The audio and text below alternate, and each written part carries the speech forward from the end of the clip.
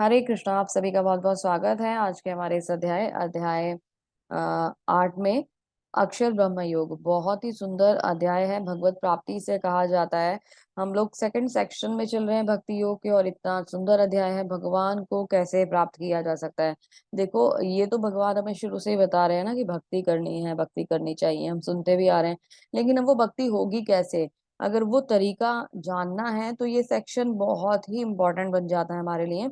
और इस अध्याय में भगवान हमें बताएंगे, स्वयं भगवान हमें बताएंगे कि भगवत प्राप्ति कैसी होती है, कैसे हम भगवत प्राप्ति कर सकते हैं। तो हमें बहुत ध्यानपूर्वक ये अध्याय सुनना है, बिना समय को वेस्ट करें। हम आज से तुरंत शुरू करेंगे ताकि हम ज्यादा से ज्यादा अच्छे प्रकार से इस अध्याय को समझ पाएं और सारी चीजों को भगवान की बहुत अच्छे से समझ पाएं। तो बने रहिए और ये सेक्शन बिल्कुल भी मिस मत कीजिए। कंटिन्यू आइए और लाइव क्लासेस को ज्वाइन कीजिए। हरे कृष्णा। शुरू करते हैं इस अध्याय को। अक्षर ब्रह्म योग। तो अर्जुन के प्रश्नों के संग अध्याय शुरू होता है। इस अध्याय में अर्जुन भगवान से पूछते हैं। अर्जुन उवाचा की तद ब्रह्म किम अध्यात्म किम कर्म पुरुषोत्तमम अधिभूतम च किम प्रोक्तम आदिदेवम किम उच्यते। तो अर्जुन के मन में बहुत सारे डाउट आ रहे हैं। इतने डाउट आ रहे हैं कि वो भगवान से प्रश्न करता है। अर्जुन ने कहा, हे भगवान, हे पुरुषोत्तम, ब्रह्म क्या है, आत्मा क्या है, सकाम कर्म क्या है, और भौतिक जगत क्या है, तथा देवता क्या है, कृपया करके मुझे बताइए। तो अर्जुन कंफ्यूज है कि इतनी सारी चीजें भगवान ने बता तो दी। अभी भौतिक जगत है, देवी देवता है, कर्म है, आत्मा है, ब्रह्म है। अभी भगवान, मैं कंफ्यूज हो गया हूँ। मैं कैसे इसे समझूं, मुझे कैसे पता चलेगा कि ये सब चीजें क्या क्या हैं। प्लीज आप मुझे बता दीजिए। भगवान को रिक्वेस्ट कर रहे हैं। तो क्या कहते हैं आगे, हे मधुसूदन, यज्ञ का स्वामी कौन है, वह शरीर में कैसे रहता है, और मृत्यु के समय भक्ति में लगे रहने वाला आपको कैसे प्राप्त करता है। तो कह रहे, हे मधुसूदन। मधुसूदन जिन्होंने मधु नामक दैत्य का वध किया था। सूदन मीन्स हत्यारा।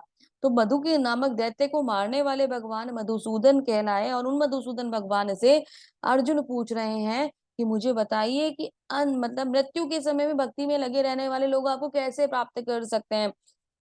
तो मेजर पॉइंट ये है कि हम मृत्यु के समय में भी भगवान को कैसे याद रख सकते हैं। क्या कोई ट्रिक है जिससे हम भक्ति में लगे रहेंगे और भगवान को याद कर पाएंगे अंत समय में? क्या ऐसा कोई रास्ता है? अगर है तो मुझे बताइए। ये तो हमारे लिए अर्जुन ने ना एक मतलब लॉटरी विनिंग, ये क्या कहते हैं, प्राइज विनिंग वो क्वेश्चन पूछ लिया है कि बस ये पता चल जाए तो हमें सच में जो वो हमारा जो प्राइज है, जो हमारा गिफ्ट है, वो मतलब एक तरीके से कह लीजिए कि श्योर हो ही जाएगा कि हमें मिलने वाला है।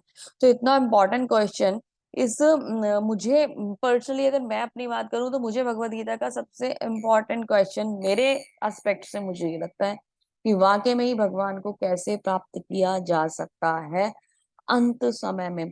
क्योंकि हम कहते हैं ना कि अभी भक्ति का कोई अभी टाइम थोड़ी ना है, अभी तो यंग एज है, यूथ है, क्या जरूरत है भक्ति भक्ति भक्ति। तुम्हारा टाइम नहीं है ये। अभी पेरेंट्स को क्या चाहिए, अरे बच्चा अगर भक्ति में लग गया, अरे माला जप कर रहा है, अरे ये पागल तो नहीं हो गया, सन्यासी वन्यासी तो नहीं होने वाला है, अरे ये कैसे चल रहा है। वही बच्चा अगर रात को लेट नाइट आए, पब्स में जिससे आए, तो बच्चों को, पेरेंट्स को लगेगा it's okay, it's all okay, कोई बात नहीं, उसकी एज है, उसे करने देते हैं ना। जबकि खुद ही उसको गलत रास्ते पर लेके जा रहे हैं। उसकी हैबिट बनेगी, आगे जाके वो हैबिट आप ही लोगों को परेशान करेगी। वो तो is all okay for parents, है ना, उसमें कोई प्रॉब्लम नहीं है।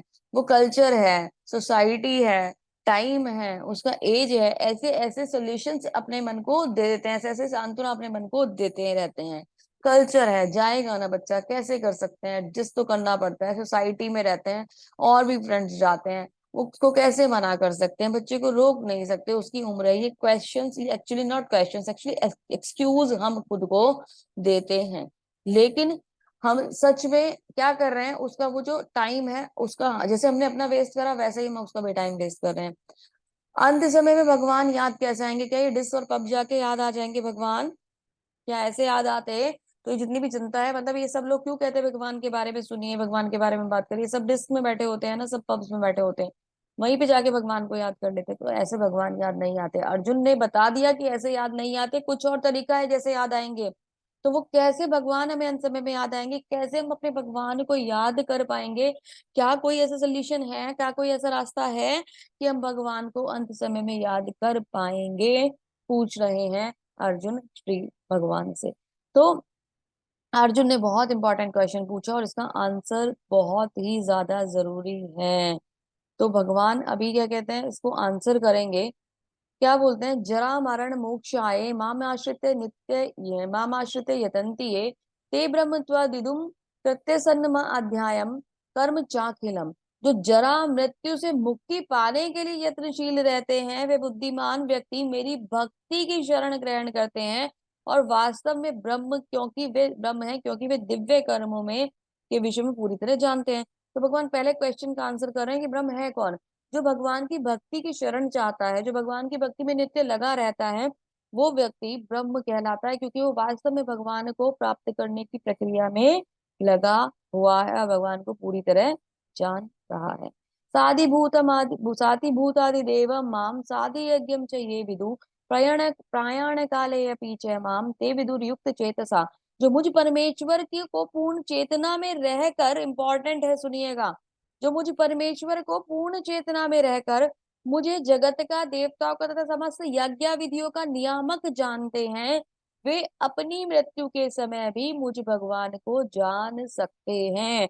तो मृत्यु के समय भगवान को कौन जान सकता है? जो पूर्ण चेतना में रहते हुए भगवान को नित्य ध्यान करते हैं, वो ही मृत्यु के समय भगवान को प्राप्त कर सकते हैं, प्राप्त कर सकते हैं इन द सेंस समझ सकते हैं, याद कर सकते हैं।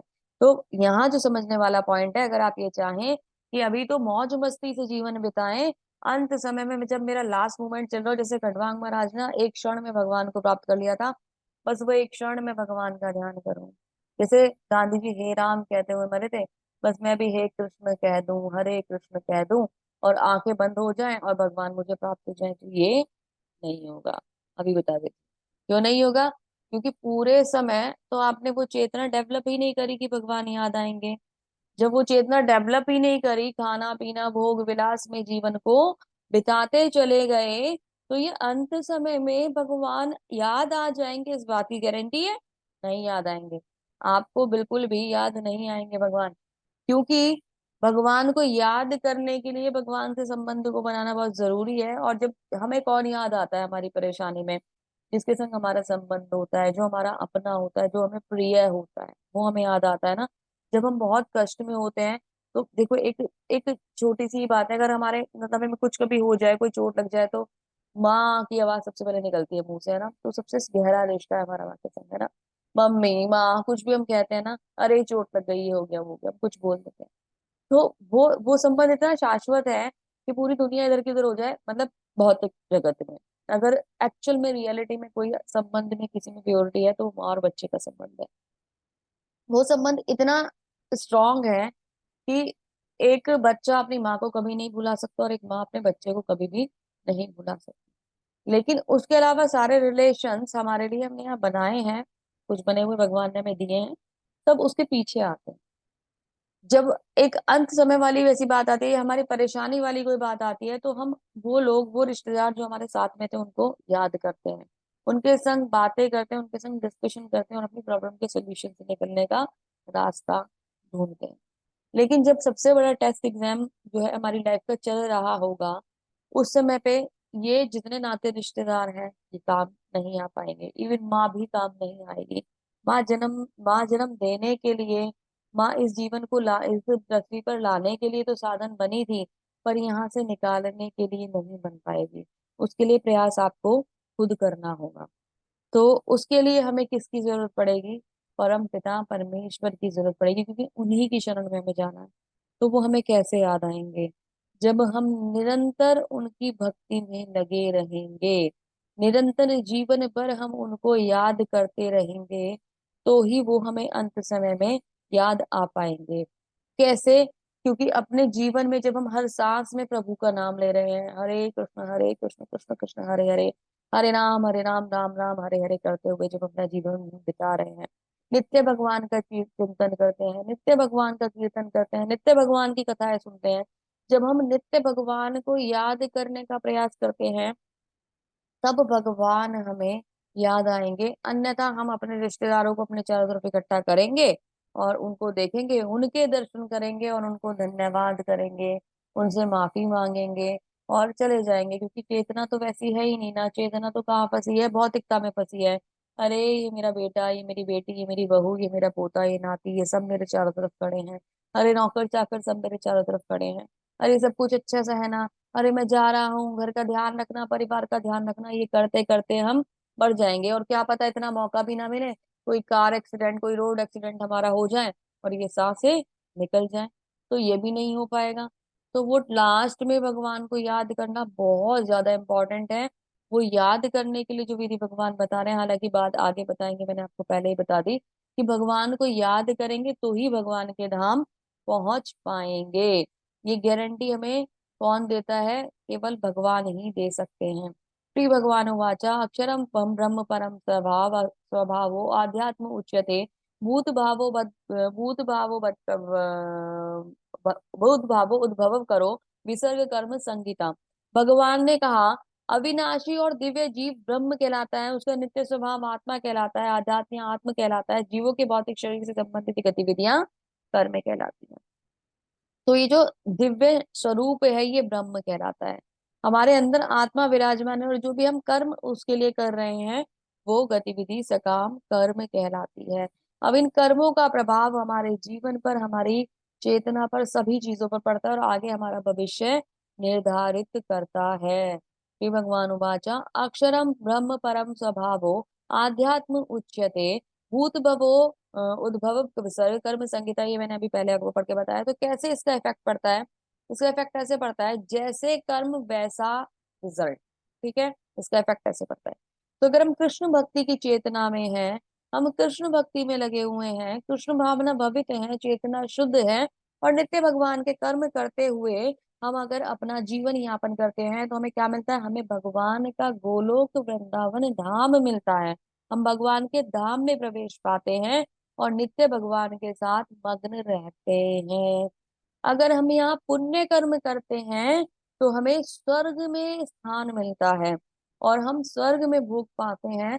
लेकिन एक समय के बाद जो स्वर्ग का जो स्थान है वो क्षीण हो जाता है, स्वर्ग में रहने का जो हमारा समय है वो क्षीण हो जाता है और हमें पुनः इस पृथ्वी जगत पर आना होता है और यहाँ पर आकर फिर से जन्म और मृत्यु में फंसना होता है। अगर हम भोग करते हैं तो हमें भोगी का जीवन मिलता है, उसी का शरीर मिलता है। अधिक खाएंगे तो सूकर बन जाएंगे, अधिक भोग करेंगे तो कुकर बन जाएंगे। सूकर और कुकर का जन्म लेकर हम अगले जन्मों में जाएंगे, शरीर अगले जन्मों में सूकर और कुकर बनेगा और जाके उसको भोग करेगा, ये मिलेगा। इट्स डिपेंड्स ऑन यू कि अब आपको कौन सा शरीर लेना है। देखो, मुक्ति हो जाए, भगवान के धाम पहुंच जाए, बहुत अच्छी बात है। इन केस अगर हम उतनी सुंदर भक्ति ना कर पाए, मुक्ति ना हो पाई, जिसकी गारंटी भी हमारे लिए बहुत कम है हमारे पास से, हमारे आचार्य तो पूरी फुल गारंटी देते हैं कि आप आ जाओ, आप डेफिनेटली जाओगे, हमें छोड़ेंगे नहीं, वो हमें पकड़ के लेके जाएंगे, क्योंकि जब तक हम नहीं जाएंगे तब तक वो नहीं जा पाएंगे। तो हमें लेके जाएंगे हमारे आचार्य। लेकिन हमारी साइड से हमारी गारंटी हम कम रखते हैं। लेकिन अपने आप को अगर हम समर्पित कर दें भगवान के प्रति, गुरु के प्रति, ऐसे हाथ खड़े करके समर्पित हो जाएं कि अभी हम आपके शरणागत हैं, रियलिटी है, और उनके बताए हुए रास्ते पे चले, तो निश्चित ही हम वो गति प्राप्त करेंगे। बात अभी ये है कि अगर हमें वो गति ना मिल पाई तो उससे बेटर कम से कम इतना तो कर लें, इतनी भक्ति तो कर लें कि मनुष्य जन्म जो है वो हमें मिल जाए। मनुष्य जन्म मिलने से क्या होगा? भक्ति हमारे जीवन में आ जाएगी और जो मोमेंट हमसे मिस हो गया, कम से कम हम उसे दोबारा जी पाएंगे, भक्ति को निरंतर कर पाएंगे और भगवान के धाम में हमें प्रवेश मिल जाएगा।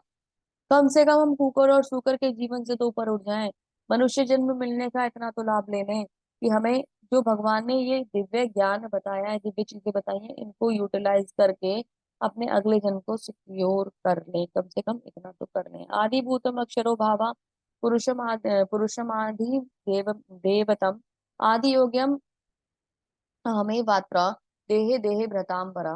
देहधारियों में श्रेष्ठ निरंतर परिवर्तनशील है भौतिक प्रकृति अधिभूत कहलाती है। भगवान का विराट रूप जिसमें सूर्य चंद्र और समस्त देवता सम्मिलित हैं आदिदेव कहलाता है। और प्रत्येक देवधारी देहधारी के हृदय में परमात्मा के स्वरूप में स्थित मैं परमेश्वर यज्ञ का स्वामी कहलाता हूँ। तो निरंतर बदलने वाली प्रकृति क्या है? अधिभूत। अधिभूत मतलब भौतिक प्रकृति।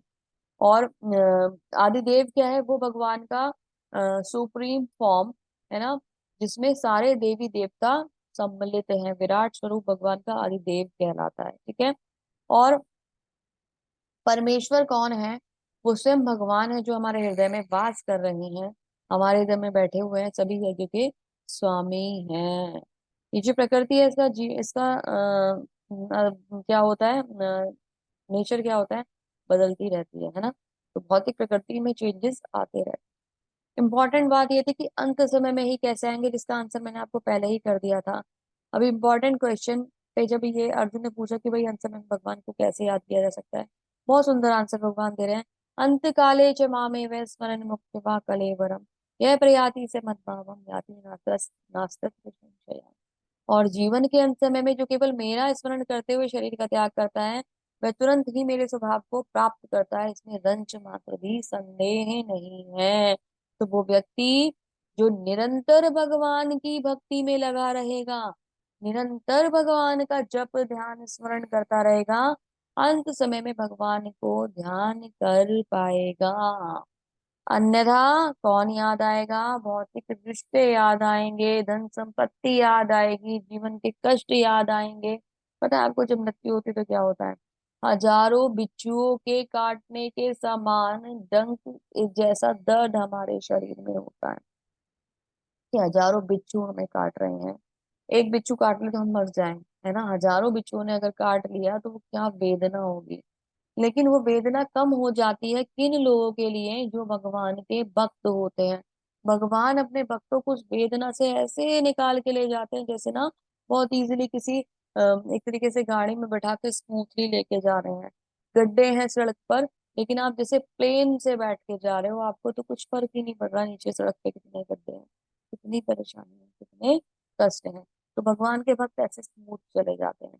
लेकिन जो भगवान की भक्ति नहीं करते, उनको वेदना, उनको कष्ट, उनको परेशानी होती है।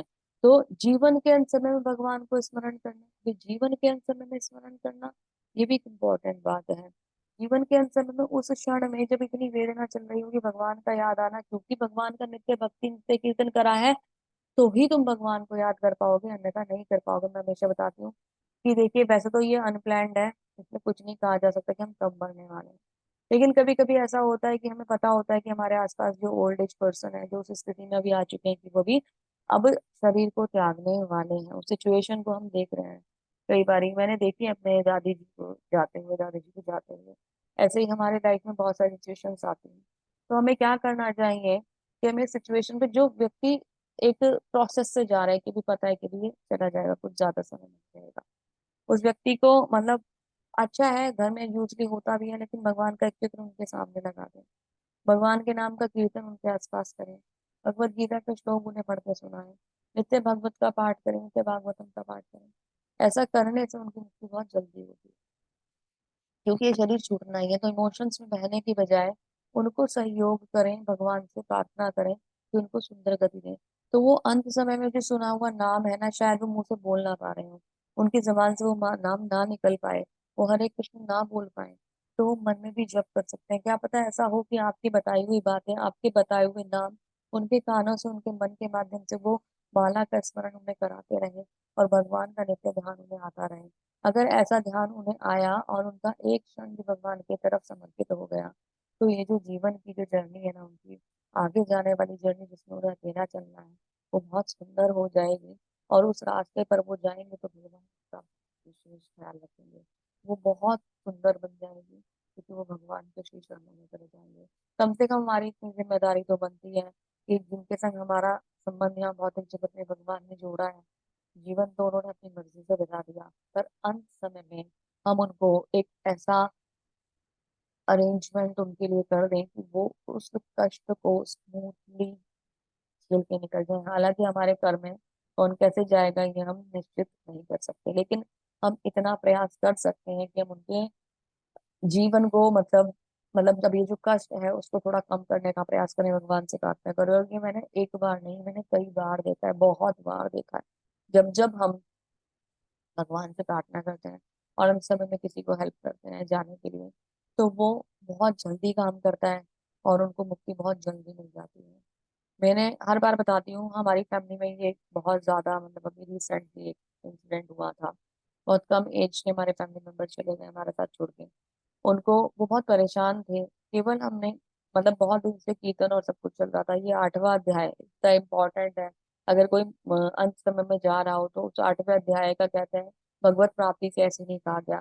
इस 8वें अध्याय के श्लोक अगर आप उनको पढ़ के सुनाएंगे तो मुक्ति बहुत जल्दी मिलती है। तो हमने उनको श्लोक सुनाना शुरू करा। 5th श्लोकों पे पहुंचे ही थे, जो बहुत समय से तड़प रहे थे, उनकी आत्मा को मुक्ति मिल गई और वो भगवान के धाम पहुंच गए। तो हमें हमें उन्हें सहायता करनी चाहिए। हमें उनको बताना, मतलब हम कुछ नहीं कर सकते, वो अपना कष्ट हमें नहीं बता सकते, सिर्फ हाथ पकड़े रहते हैं। सिर्फ क्या कहते हैं, हमें बचा लो, हमें रोक लो, हम वो हमें ले जाएंगे। ये कष्ट उनके जीवन में आता है और वो हमें, मतलब उसे शेयर करते हैं। उन्हें उन्हें ये लगता है कि शायद ही हमें रोक पाएंगे, जबकि हमें पता है कि हम उन्हें नहीं रोक पाएंगे, हम उन्हें जान लेंगे।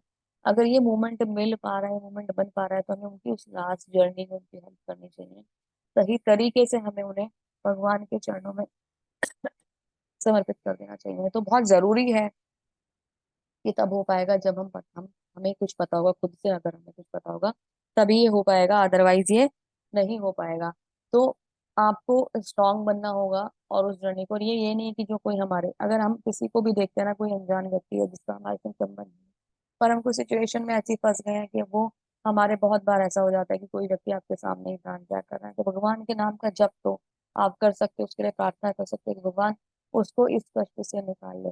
तो आपकी की हुई प्रार्थना उनकी गति को सुंदर बना सकती है। ये बहुत बार देखा गया।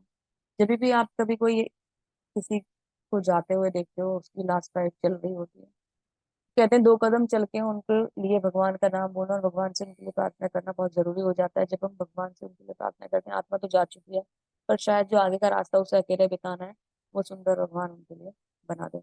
यहाँ पे बात आती है भीष्म देव की, भीष्म पितामह की। भीष्म पितामह ने कितने कष्ट सहे।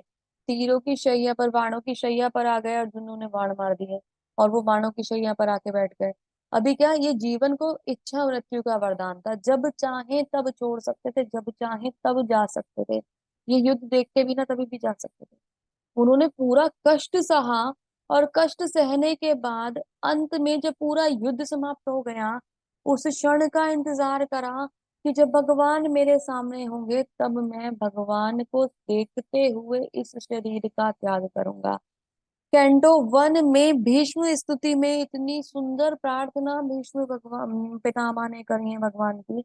इतनी सुंदर प्रार्थनाएं भगवान की करी हैं कि उन तीरों के ऊपर लेटे हुए हैं, शरीर से खून बह रहा है, सामने भगवान खड़े हैं, सारे नाती पोते सब आसपास में बैठे हुए हैं, सबको समझा रहे हैं, ज्ञान दे रहे हैं, और लास्ट में अपना रुख भगवान की तरफ करते हैं और भगवान का नित्य कीर्तन करते हैं अपने मन में। जो भगवान की जो चित्र वो हमेशा देखना चाहते हैं, भगवान 2 भुजाओं में यहाँ सबके सामने खड़े हैं, उन्हें चतुर्भुजी रूप भगवान का सुंदर लगता है और उस चतुर्भुजी रूप में भगवान को उसी समय देख रहे हैं।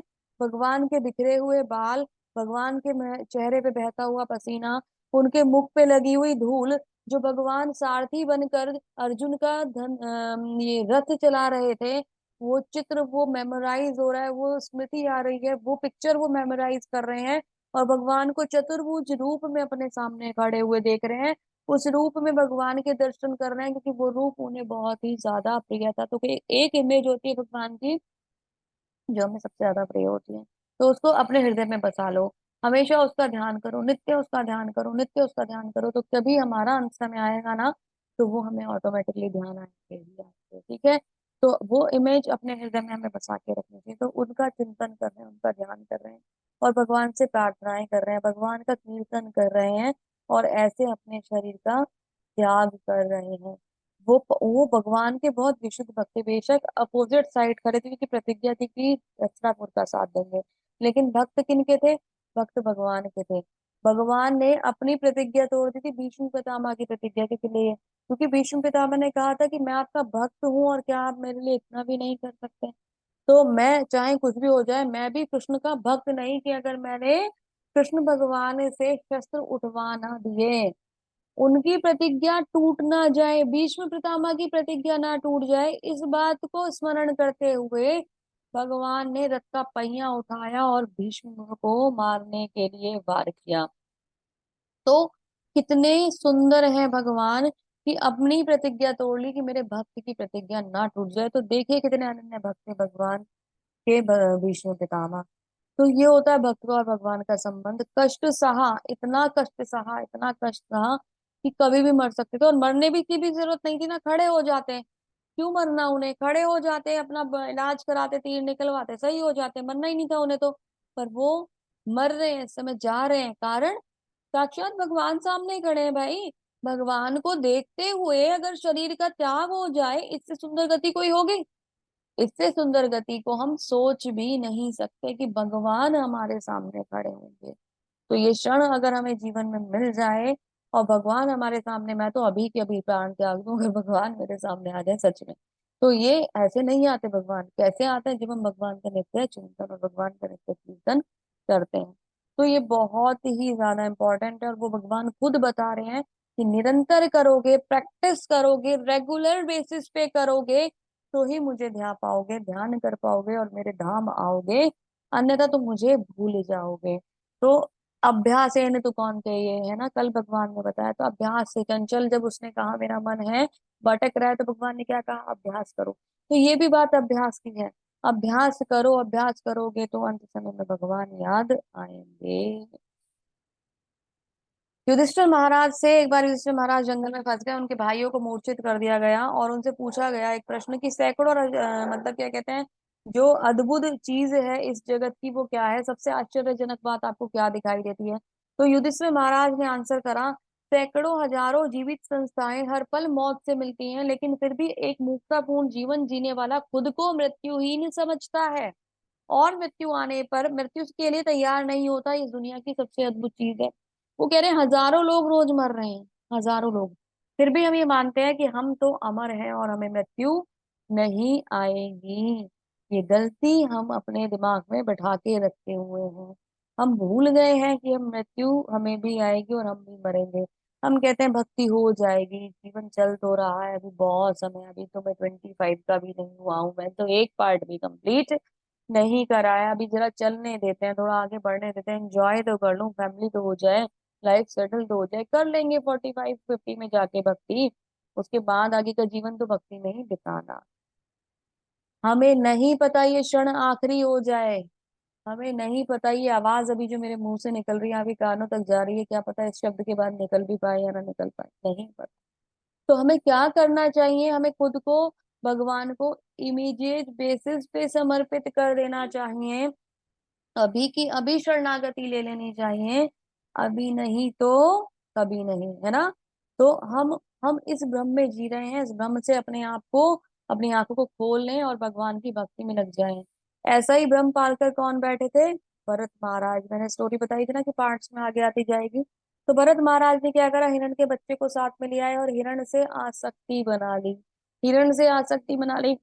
अरे कृष्णा, 24 घंटे क्या स्मरण, मेरा हिरण, मेरा हिरण, मेरा हिरण, मेरा हिरण, मेरा हिरण। खाना खाया, पानी पिया, सोया, जगह, घूमा, कहीं गया, इधर गया, उधर गया, यही चिंतन नित्य लगा रहा, भगवान की भक्ति को भूल गए। छोड़ के आए थे घर परिवार, यहाँ फंस गए हिरण के प्रेम में। रिजल्ट क्या हुआ अभी देखिएगा। यम यम वापि स्मरण भावम त्यजन्ते कलेवरम तम तम तम तमे बैठि कौन्ते ये सदा तद भाव भवित। हे कुंती पुत्र, शरीर त्यागते समय जो जिस भाव का स्मरण करता है उस भाव को निश्चित रूप से प्राप्त होता है। तो जब क्या हुआ, एक दिन हिरण जो था वो भागते भागते भागते किसी पहाड़ी पर जा पहुंचा। पहाड़ी पर पहुंचा, भरत महाराज हिरण को ढूंढ रहे थे। ढूंढते ढूंढते क्या हुआ, हिरण के पीछे भागते रहे, भागते भागते भागते भागते पहाड़ी पे से पैर फिसल गया। पैर फिसला, नीचे जाके खाई में गिरे। मेरा हिरण, मेरा हिरण, मेरा हिरण करते करते प्राण त्याग दिए। मन कहाँ फंसा रह गया? हिरण में। और चेतना हिरण में थी, तो जो अंत समय आया तो शरीर किसका प्राप्त हो गया? हिरण का शरीर प्राप्त हो गया। अगला जन्म जड़ भरत के रूप में, पहले हिरण का शरीर के रूप में हुआ, हिरण के शरीर में अपने कर्मों को भोगा। कर्म भोगने के बाद भगवान ने, क्योंकि भगवान के अच्छे भक्त थे, तो भगवान ने फिर से मौका दिया और फिर से एक बार फिर मतलब क्या कहते हैं, मनुष्य का शरीर दिया। फिर वो जो मनुष्य का शरीर था उसमें जड़ बढ़त उनका नाम हुआ। तब बहुत सुंदर भक्ति भगवान की करी और भगवान का नाम प्राप्त हुआ। तो चेतना कहाँ जुड़ी है, ये फर्क पड़ता है। जो ध्यान करोगे वो शरीर प्राप्त करोगे। शरीर दो चीजों से मिलता है, आपकी चेतना से और आपके कर्म से। अंत समय में जो स्मरण चलता रहता है और आपके कर्म किस प्रकार से हुए, उन दोनों के कॉम्बिनेशन से हमें शरीर मिलता है। तो ये जो शरीर मिला है, ये इनको इनकी चेतना और कर्म के कॉम्बिनेशन से मिला था। तो कम से कम देखो, कर्म तो अब जो कर चुके वो कर चुके, ठीक है, उसको तो मिटा नहीं सकते। आगे लेके लिए क्या कर सकते हो, गुरु के शरणागत हो जाओ और सही रास्ते पर चलने का प्रयास करो। तीसरी बात, अपनी प्रैक्टिस इस अकॉर्डिंग कर लो कि अंत समय में कोई हिरण याद ना आए, कोई परिवार याद ना आए, सिर्फ याद आए तो उनके सिवा कुछ याद ना आए। इस प्रैक्टिस को करते हुए जाएंगे। अब आप बोलोगे माता जी यूथ बैच में भगवत गीता में आप हमें क्या बता रहे हो, जानने की बात है। लेकिन मैं आपको वो बता रही हूँ जो जीवन का सबसे बड़ा शाश्वत सत्य है, सबको जाना। ये कौन बताएगा, सोचने वाली बात है ना। भौतिकता तो सब आपको सिखा रहे हैं, और नहीं भी सिखा रहे तो आपको अब सीखने की जरूरत नहीं है, आप खुद इन्वॉल्व हो रहे हो चीजों में। ये तो सिखाना पड़ रहा है। दुर्भाग्य ही हमारा कि हमारी संस्कृति, हमारी बातें भगवान का की के संदेश हमें देने पड़ रहे हैं, जो कि ऑटोमेटिकली हमारे तो रगों में बहने चाहिए थे। कि हमें पता होना चाहिए था कि हमारी संस्कृति क्या है, ये हमें आपको सिखाना पड़ रहा है। तो ये बताना बहुत जरूरी है। अगर ये अभी नहीं बताया गया तो ये सृष्टि यूं ही खत्म हो जाएगी। हम सब पशु पक्षियों का जीवन जीकर यहाँ से चले जाएंगे। ये भी एक बार लुप्त हो जाएगा अगर ये कन्वे नहीं हुआ मैसेज। तो जैसे आज मैं आपको बता रही हूँ, वैसे ही आज आप कल को आपको भी किसी को बताना है। प्रभुपाद जी का यही मिशन है कि भगवत गीता का संदेश हमेशा नित्य आगे बढ़ता रहे। तो हमें क्या करना है, हमें अंत समय में भगवान को याद करने के लिए अभी से प्रैक्टिस करनी है। तस्मात् सर्वेषु कालेषु माम अनुस्मर युद्ध च मयि अर्पित मनोर्बुद्धि मार्म वैश्य संशय। अतएव हे अर्जुन, तुम सदैव कृष्ण रूप में मेरा चिंतन करना चाहिए, साथ ही युद्ध करने का कर्तव्य भी पूरा करना चाहिए। अपने कर्मों को समर्पित करके, अपने मन एवं बुद्धि को मुझ में स्थित करके तुम निश्चित रूप से मुझे प्राप्त कर सकते हो। तो कितना इंपॉर्टेंट भगवान मैसेज दे रहे हैं। क्या कह रहे हैं कि निरंतर मेरा चिंतन करना चाहिए, भगवान का चिंतन करो। साथ में क्या कह रहे हैं, रुको, अरे चिंतन नहीं करना है, अपना कर्तव्य भी पूरा करना है। अपनी ड्यूटीज को नहीं छोड़ना। आपने सोचा कि भगवान ने अब मुझे चिंतन करने के लिए कह दिया तो मैं तो हरे कृष्ण कृष्ण कृष्ण हरे राम राम हरे हरे करूंगा, ये नहीं करूंगा। नहीं, भगवान ने ऐसा नहीं कहा है। भगवान ने कहा है अपना कर्तव्य पूरा करो। ये मैसेज हम सबके लिए है। हमारी जो भी ड्यूटीज है, जो भी रिस्पॉन्सिबिलिटी है, उनको पूरा करते हुए अपना जीवन बिताइए, लेकिन भगवान की भक्ति को कनेक्ट करके। हम जो भी कुछ करेंगे तो निश्चित रूप से हम भगवान को प्राप्त कर पाएंगे।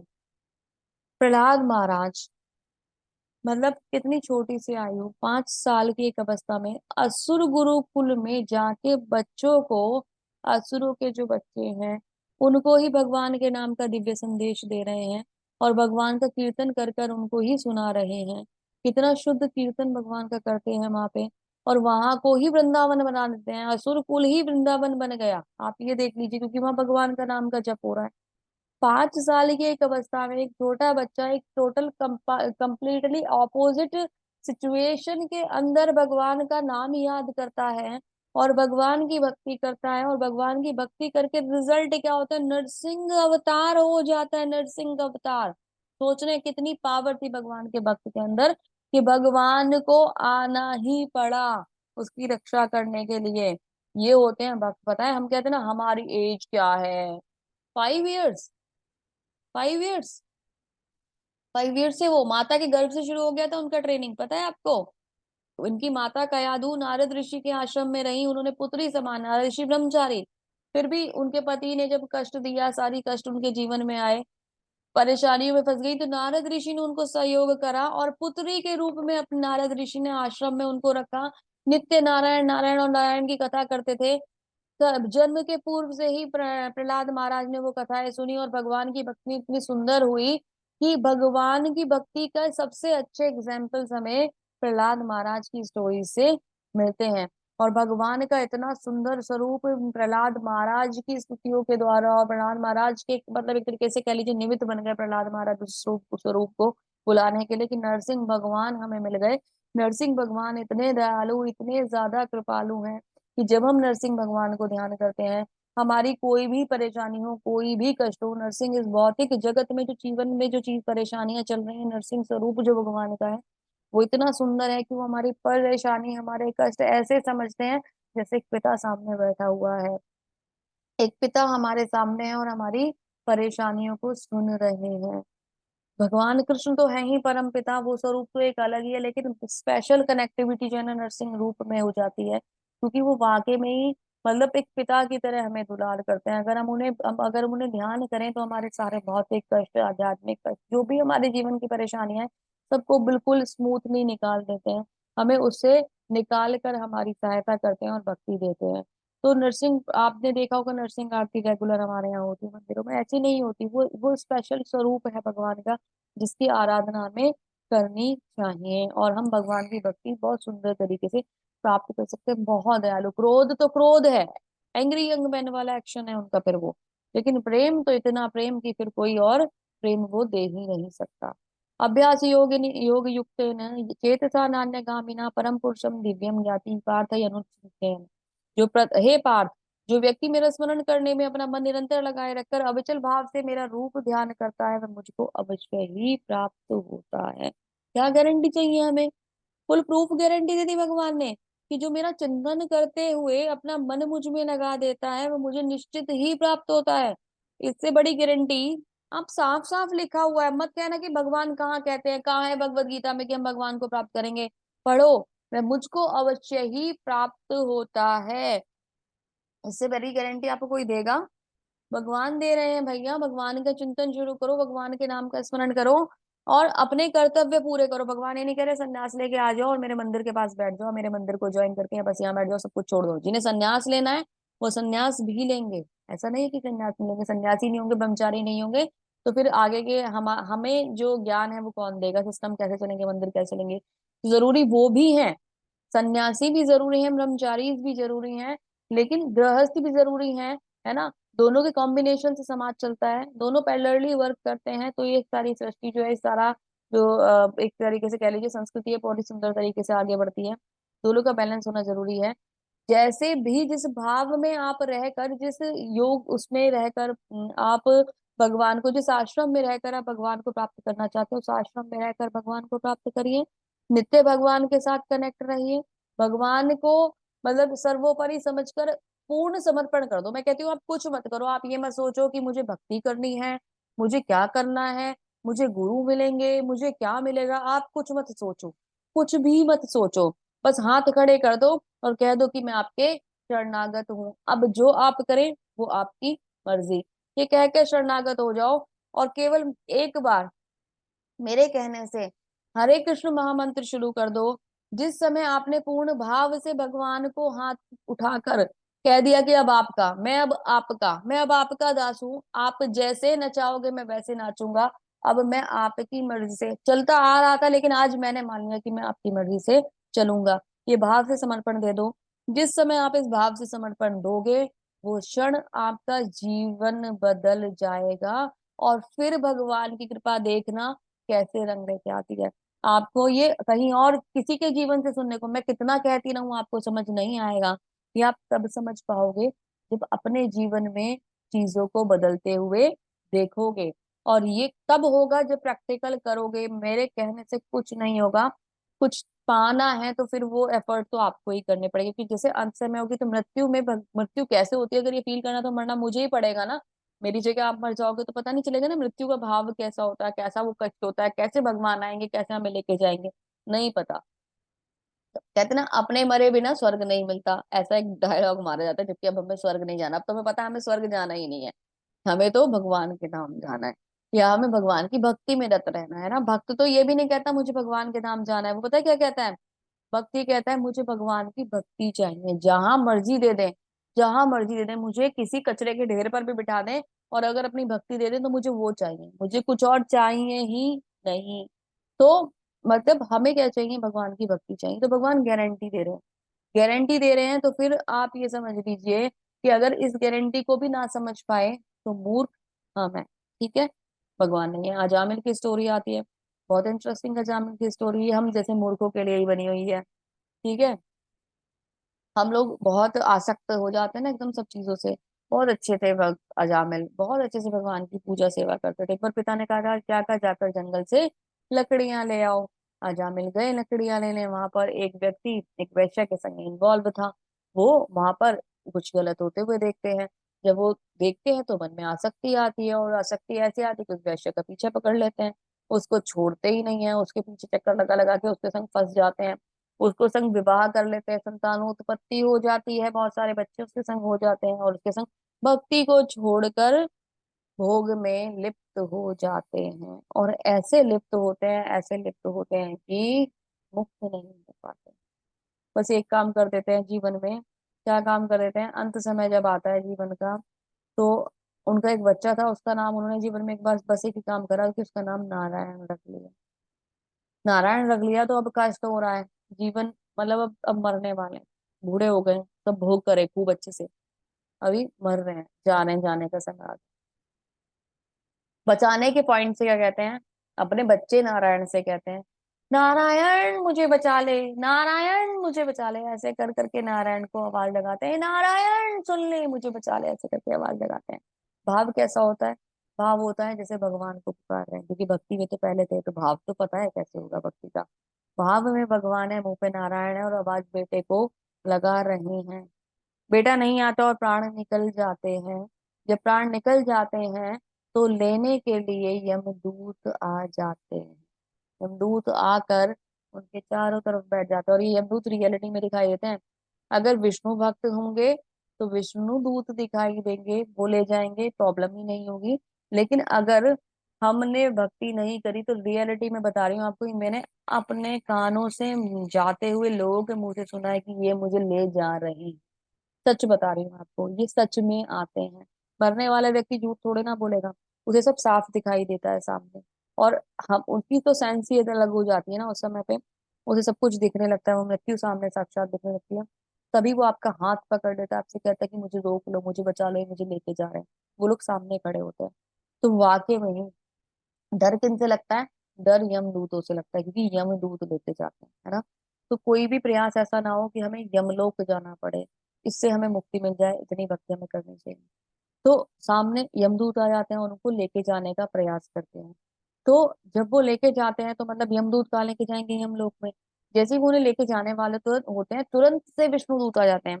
और विष्णुदूत आ जाते हैं, और विष्णुदूत और यमदूतों में युद्ध होता है कि अरे भाई ये हमें लेके जाना है, तुम यहाँ कैसे आ सकते हो, तुम्हारा तो यहाँ कोई काम ही नहीं है। फिर यमदूत और विष्णुदूत में बातचीत होती है, और फिर यमदूत कहते हैं हम पहले अपने यमराज के पास जाएंगे, यमराज से पूछेंगे, यमराज हमें आज्ञा करेंगे, तब हम यहाँ पे आपको बताएंगे। जाते हैं यमराज के पास, यमराज से कहते हैं यमराज आपने हमें भेजा, और वहां तो विष्णुदूत आ गए, और वहां तो हमारा विष्णुदूत से युद्ध हो गया। तो यमराज कहते हैं तुम कितने मूर्ख हो, तुम्हें नहीं पता वहां पे यमदूत का कोई काम नहीं जहाँ विष्णुदूत आ गए। अगर विष्णुदूतों को तुमने वहां देख लिया है तो तुम्हें वहां से इमीडिएट वापिस हो जाना है। तुम्हें बैक स्टेप बैक कर लेना है, तुम्हें मतलब क्या कहते हैं, आगे बढ़ना ही नहीं है, तुम्हें उसी क्षण वापस हो जाना है, तुम्हें जाना ही नहीं है, क्योंकि वहां विष्णु दूत आ गए हैं। जो भगवान की शरण चला गया, तुम ऐसा सोच भी कह सकते हो कि उस पे मेरा अधिकार हो जाएगा, वो यहाँ नहीं आएगा। मैं कोई न्याय करता नहीं हूँ, सब कुछ करने वाले कौन है, भगवान। तो क्योंकि इन दोनों के बीच में युद्ध होता है, उनको यमदूत आते हैं, विष्णुदूत फिर उनको लेकर चले जाते हैं, और उनको ले जाकर विशेष विमान से भगवान के धाम ले जाते हैं। अभी आप लोगों के मन में क्वेश्चन आ रहा होगा, पूरा जीवन तो भोग कर लिया, अभी ये विष्णुदूत आ गए एंड समय में, और यजामिल को लेके जा रहे हैं, ऐसा कैसे हो गया। तो ऐसे तो हम भी कर सकते हैं, हम पूरा जीवन भोग करें, अच्छा ऐश्वर्यपूर्ण जीवन जिए, और लास्ट में चले जाएं भगवान के धाम। एक बार नारायण नारायण नारायण एक बच्चे का नाम रख लेंगे, नारायण नारायण पुकार लेंगे, चले जाएंगे। ऐसे नहीं होता। क्यों नहीं होता, क्योंकि उनके कर्म वैसे थे, उन्होंने भक्ति करी थी। वो तो पथ से भटक गए थे, उनका तो रास्ता मतलब उनका तो मन भ्रमित हो गया था, गलत दिशा में वो चले गए थे। लेकिन ऐसा नहीं है कि उन्होंने भक्ति नहीं करी थी, ये तो रिजल्ट जो मिला है ये भक्ति का ही मिला है, रिजल्ट भक्ति का ही मिलेगा। इन समय भगवान तभी याद आएंगे जब प्रैक्टिस करी होगी, तो भाव भी तभी आएगा जब प्रैक्टिस करी होगी। तो अभी आप ये देखिए कि सबके जो बॉडी है वो ब्लू ब्लू कलर की दिखाई दे रही है। चतुर्भुज रूप में भगवान के विष्णु दूत आए हैं, वही टाइप की बॉडी इनकी बन गई, और ऐसा ही स्वरूप हो जाता है जब हम भगवान के धाम जाते हैं तो वहां पे सेम ये जो स्वरूप है, जैसे भगवान का दिव्य शरीर है वही शरीर हमें मिलता है, और भगवान के जैसे हम हो जाते हैं। बहुत लंबा चैप्टर है, जल्दी कंप्लीट करेंगे इसको, समझते हुए चलेंगे। मनुष्य को एक्चुअली लंबा चैप्टर नहीं, इंपॉर्टेंट बहुत ज्यादा है, अभी बहुत स्टफ अभी बाकी है। मनुष्य को चाहिए कि परम पुरुष का ध्यान सर्वज्ञ पुरातन नियंता, लघुत्तम से लघुत्तर प्रत्येक के पालन करता, समस्त भौतिक बुद्धि से परे, अचिंत्य तथा नित्य पुरुष के रूप में करे। वे सूर्य के भांति तेजवान है, भौतिक प्रकृति से परे दिव्य रूप है।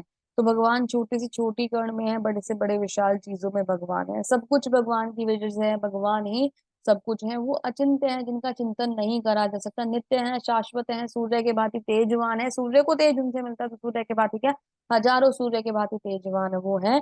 और वो हमारी भौतिक प्रकृति से परे हैं, उनका दिव्य स्वरूप है। जिस समय हम ये बात मान लेंगे, हमें भगवान का ध्यान हो जाएगा और हम भगवान का इस चिंतन में लगे रहेंगे, तो मुक्ति तो फिर आप भूल जाओ, हमें टेंशन लेने की आवश्यकता ही नहीं होगी। ये अगर हम ऐसा करें, हम ऐसा क्यों करें, हम कहें कि भाई हम क्यों करें, हम तो नहीं करते ऐसा, क्या ये सही है, ये गारंटी क्या है? अरे देवी देवता जिनको आप पूजा करते हो ना, वो देवी देवता उन भगवान की पूजा करते हैं। वो देवी देवता किनकी पूजा करते हैं? भगवान की पूजा करते हैं। ब्रह्मा जी, शिव जी और ब्रह्मा जी नित्य भगवान के चिंतन में लगे रहते हैं। कहते हैं ना, ब्रह्मा विष्णु महेश तीन हमें मतलब देवों का नाम दिया जाता है, तो ब्रह्मा और महेश दोनों भगवान के चिंतन में लगे रहते हैं, नित्य कथाएं करते हैं, भगवान के नाम का ध्यान करते हैं और भगवान की भक्ति करते हैं। इतनी सुंदर कथाएं माता पार्वती को शिव भगवान सुनाते हैं कि उनका कभी भी मन नहीं भरता, और राम राम राम राम राम का जप करते रहते हैं। मैंने आपको बताया था, तो माता पार्वती जो है उन्होंने पूछा कि भाई आप ये राम राम राम का जप करते रहते हो, राम और विष्णु एक ही हैं, भगवान कृष्ण एक ही हैं। तो कहते हैं कि हाँ मैं राम का जप करता हूँ, राम राम रटत रहे, है ना। तो क्या बोलते हैं कि इनको जो पार्वती माता है, इनको राम नाम की दीक्षा तो कहाँ से मिल गई थी? शिव जी से मिल गई थी। और जब भी अभी अभी उनको मतलब क्या कहते हैं, आपको मैंने बताया था ना कि हीरा वैश्य आई थी नामाचार्य हरिदास ठाकुर जी को चेक करने के लिए, तो वो स्वयं माया देवी थी। और माया देवी कौन है? माया देवी स्वयं दुर्गा देवी की शक्ति है, वही पार्वती है, वही दुर्गा है ना, वही माया है। और ये सब एक्सटेंशन किनके हैं? श्रीमती राधा रानी के।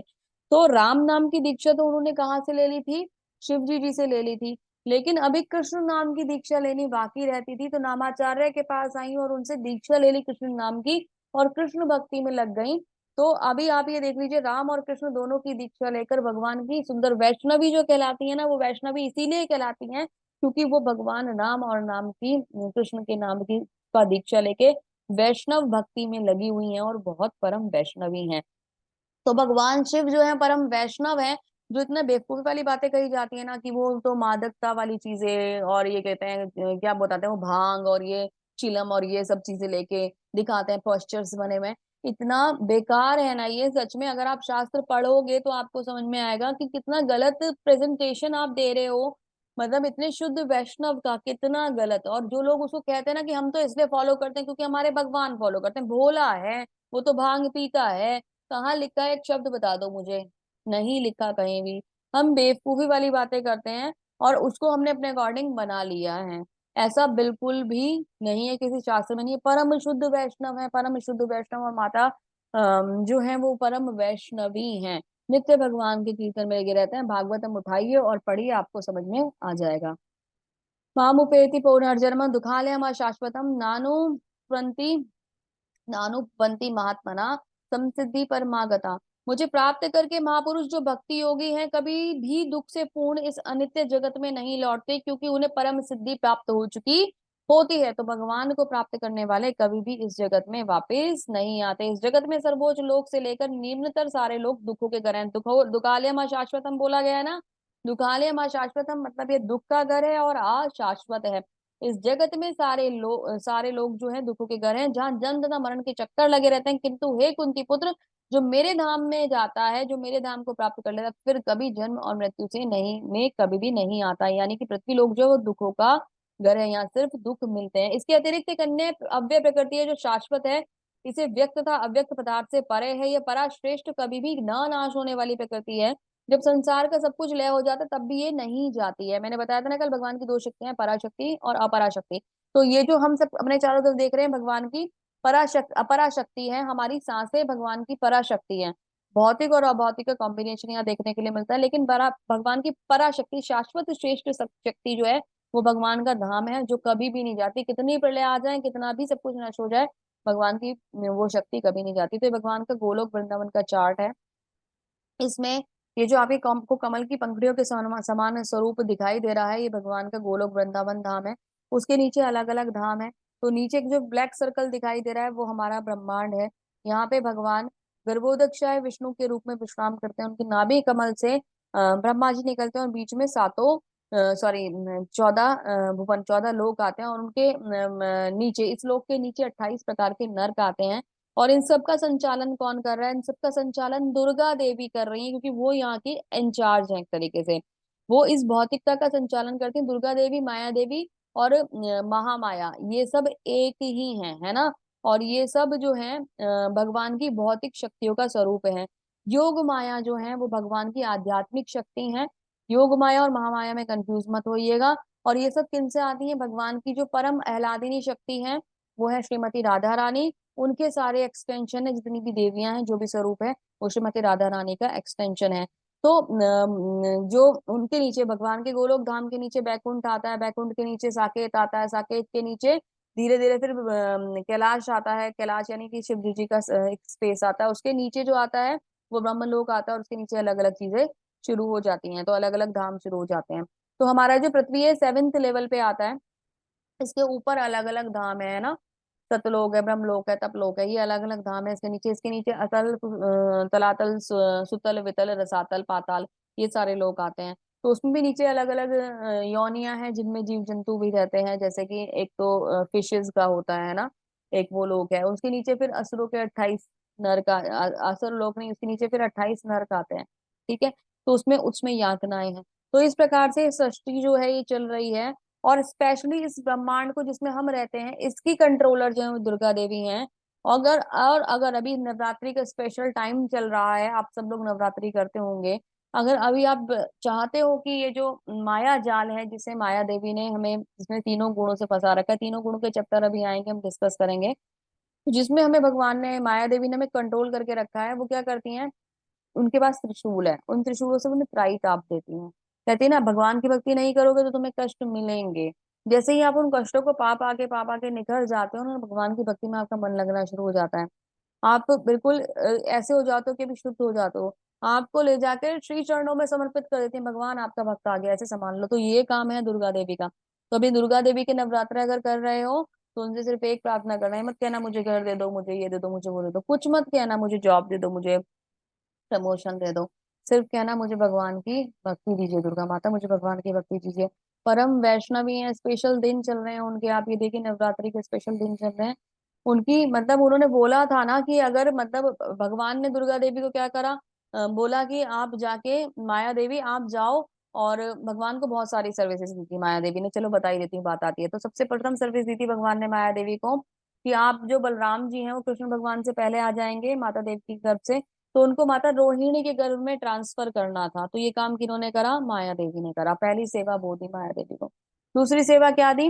दूसरी सेवा ये दी उन्हें कि जब मैं शाश्वत यहाँ इस जगत में प्रवेश करूंगा, तो आपको यशोदा माता के गर्भ में स्थापित होना है। फिर जो वासुदेव जी हैं वो हम दोनों को एक्सचेंज कर देंगे। फिर आप इस जगत से चली जाएंगी। तो एक तरीके से माया देवी या योग माया जो है भगवान की बहन भी कहलाती हैं। ठीक है। तो वो उनकी बहन है। तो वो मतलब क्या कहते हैं, क्योंकि माता यशोदा के गर्भ से जन्मी है, तो वो एक्सचेंज होता है। और उसको बोल देती हैं, जो कंस होता है, जैसे ही वो उन्हें फेंकने के लिए आता है, तो वो एकदम साक्षात रूप ले लेती हैं। और उनको बोलती हैं कि तू मुझे क्या मारेगा, तुझे मारने वाला तो पैदा हो चुका है। तो जब वो उसको बोलती है मारने वाला, और वो जो ये था आपका कंस था, कंस ना दुर्गा देवी का, ये कह लीजिए, भक्त था। तो वो अब कंस डर जाता है, और एक क्षण में, कि भाई मैं तो इनकी पूजा कर रहा था, साक्षात मेरे सामने खड़ी हो गई आके, और कहती कि तुझे मारने वाला पैदा हो चुका है, तो अब ये झूठ नहीं है। उसी समय के बाद अपने जो उनकी बहन और बहनोई होते हैं, उनको वो वहां से फ्री कर देता है, जेल से निकाल देता है। ठीक है। दो दो सेवाएं हो गई। तीसरी सेवा भगवान ने क्या दी? तीसरी सेवा भगवान ने दी है इस जेल को। ये जो जेल है ना, जो दुर्ग है, दुर्ग, ये जो ब्रह्मांड है, ये दुर्ग कहलाता है ना। ये जो ब्रह्मांड है ये किला है, इस किले के अंदर ये जेल है एक तरीके का, हम इसके अंदर बंद है और इसकी जेलर कौन है? दुर्गा देवी। आपको कष्ट देगी, आपको तपाएगी, आपको निखारेगी और निखार के श्री चरणों में लेके जाएगी। यही काम एक जेलर का होता है ना, कि आपको कंट्रोल में रखते हैं। अगर आप एक अच्छे सिविलाइज पर्सन की तरह बिहेवियर करना शुरू कर देते हैं तो आपकी सजा भी माफ करा देते हैं। तो हमारे जीवन में कष्ट आते हैं, आदि दैविक, आदि भौतिक, आदि आत्मिक, 3 प्रकार के ताप आते हैं हमारे जीवन में। वो हमें कष्ट देते हैं। लेक्चर लंबा हो गया, उसके लिए आपसे क्षमा चाहती हूँ, लेकिन आया तो मैं रोक नहीं पाई खुद को।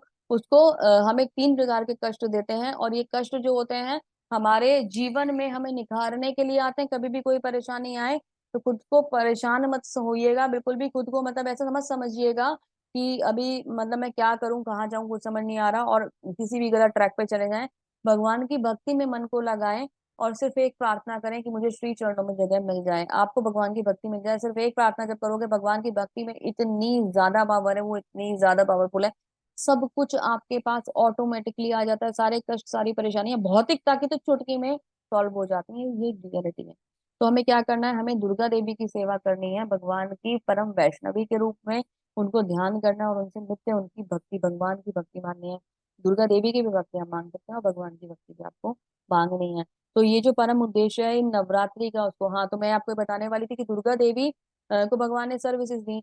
अभी दुर्गा देवी ने बोला कि भगवान आपने मुझे ऐसी सर्विस दे दी है कि इस जेल में मुझे रहना है, इन्हें मुझे कष्ट देना है, इन्हें मुझे तपाना है, इन्हें मुझे कष्ट देना है, जो आपकी सेवा नहीं करते उनको कंट्रोल मुझे करना है। तो प्रभु ये तो आपसे विमुख होने वाली सेवा हो गई एक तरीके से, उन्हें कंट्रोल करूंगी जो आपकी सेवा नहीं करते, जो नहीं आते, जो आपके पास नहीं आना चाहते, उन्हें फंसा के रखूंगी। प्रभु मुझे क्या मिलेगा, मैं तो आपसे दूर हो जाऊंगी। तो भगवान कहते हैं तुम मुझसे दूर नहीं होगी, तुम परम वैष्णवी के रूप में पूरे संसार में पूजी जाओगी। तो तब से ही मतलब ये देख लीजिए दुर्गा माता की हम लोग कितनी आराधना और सब चीजें सेवा करते हैं। तो बहुत सुंदर है।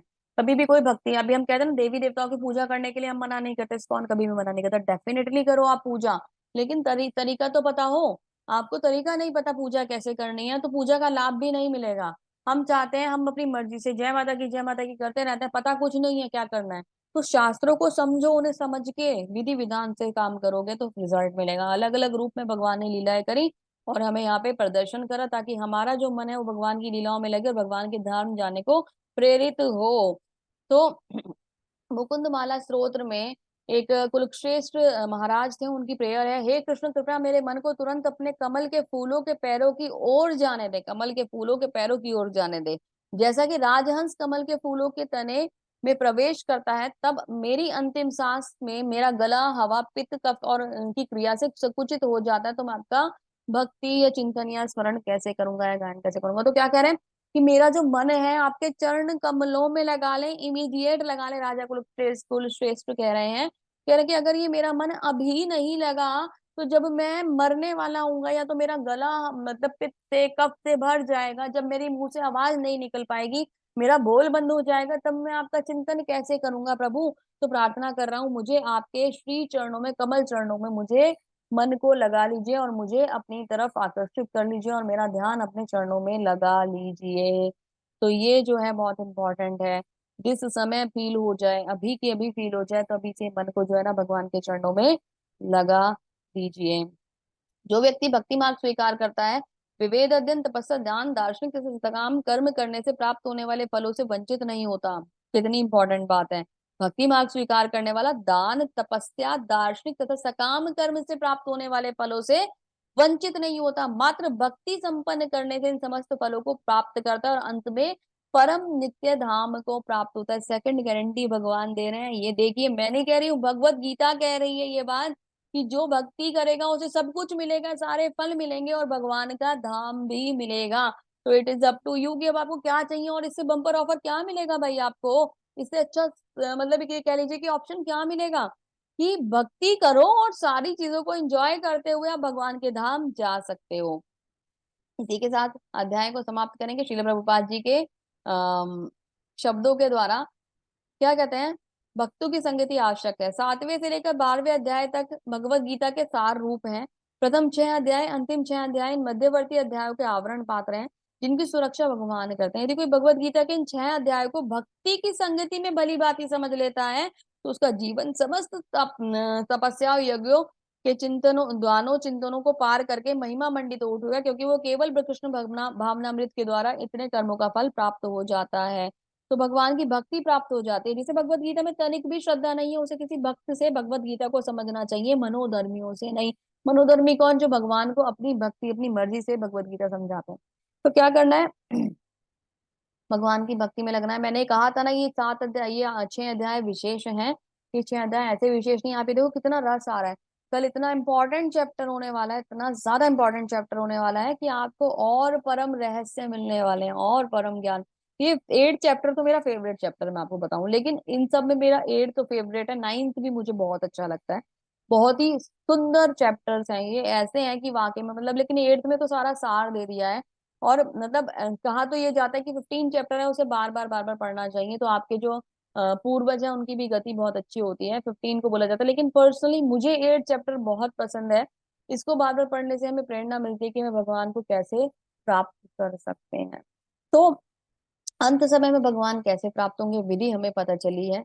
हमें अंत समय का इंतजार नहीं करना है। हमें इस ही क्षण अपने आप को भगवान को समर्पित कर देना है।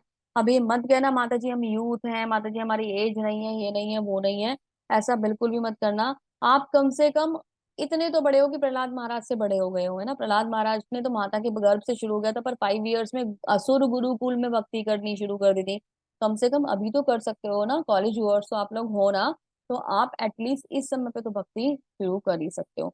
कोई भी कहता ना, एज नहीं कहता कि भाग गए, उनको बोलना भगवत गीता उठा के पढ़ो, पता चल जाए कौन सी एज में भक्ति करनी चाहिए। जिस क्षण आपको मौका मिल जाए भक्ति उसी क्षण शुरू कर लो, जीवन का कुछ नहीं पता है। क्यों कह रही हूँ भक्ति? क्योंकि भगवान गारंटी दे रहे हैं, भक्ति करोगे जो तुम चाहते हो सब कुछ मिल जाएगा, चिंता मत करो तुम किसी भी बात की। तो ये मत सोचो कि, एक तो भगवान कहते हैं कर्म करो, अपना कर्तव्य करने के लिए भगवान कभी भी मना नहीं कर रहे हैं। दूसरा भगवान कह रहे हैं कि तुम्हें सब कुछ जितने भी लाभ होते हैं सारे लाभ मिल जाएंगे अगर मेरी भक्ति करोगे तो क्यों मूर्ख बनना है हमें?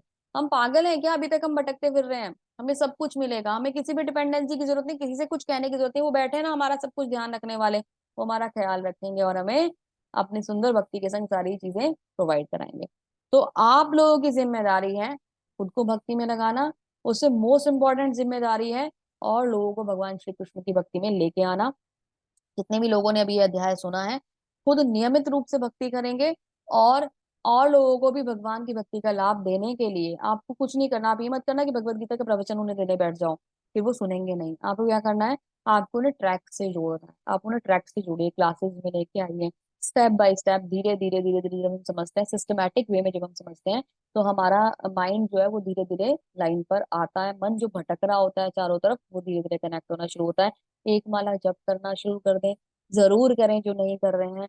सबसे सुंदर रास्ता जो है भगवान को प्राप्त करने का, वो जप है, महामंत्र का जप।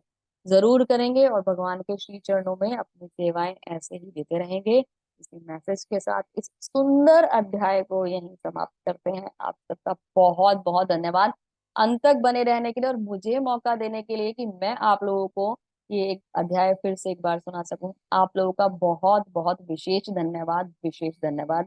ऐसे ही बने रहिए और भक्ति में लगे रहिए और मुझे भी सेवा का मौका देते रहिए, इस्कॉन बेंगलुरु को अपनी सेवा का मौका देते रहिए। बहुत बहुत धन्यवाद।